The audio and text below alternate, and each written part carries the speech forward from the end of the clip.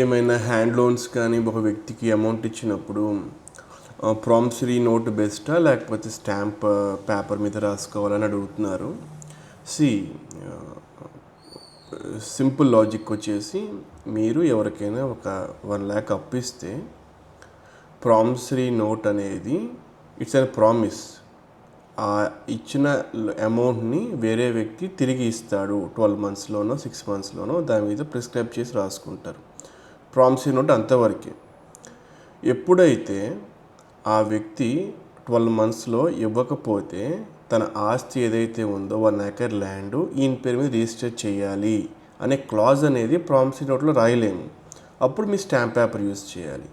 So stamp paper మీద ఏం రాసుకుంటామంటే ఒక 1 lakh వేరే వ్యక్తికి ఇచ్చాము, ఆయన రీపే చేయలేని పక్షంలో ఆయన పేరు మీద ఉన్న 1 acre ల్యాండ్ నా పేరు మీద రిజిస్ట్రేషన్ చేయాలి. So logically promissory note is just a promise. ఒక లోన్ అమౌంట్ ఇచ్చాము, ఆయన ఇంత టైం లైన్లో రీపే చేయాలి ఇంత వడ్డీతో అని మాత్రమే రాసుకుంటాం. దీనిలో టర్మ్స్ అండ్ కండిషన్స్ ఉండవు. స్టాంప్ పేపర్ ఎప్పుడు ఉపయోగపడుతుందంటే ఒకవేళ ఆయన తీర్చలేని పక్షంలో ఈ షరతులు, ఈ టర్మ్స్ అండ్ కండిషన్స్ వర్తిస్తాయి అని చెప్పడానికి స్టాంప్ పేపర్ సరిపోతుంది. So you can use any either promissory note or stamp paper. ఇందులోనూ లిమిటేషన్స్ లేవు. స్టాంప్ పేపర్ మీద ₹1,00,00,000 ఇవ్వచ్చు, ప్రామిసరీ నోట్ మీద ₹1,00,00,000 ఇవ్వచ్చు.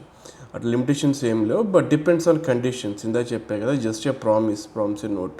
టర్మ్స్ అండ్ కండిషన్స్ రీపే చేయకపోతే ఎట్లా అని రాసుకోవాలి అనుకుంటే go head with stamp paper.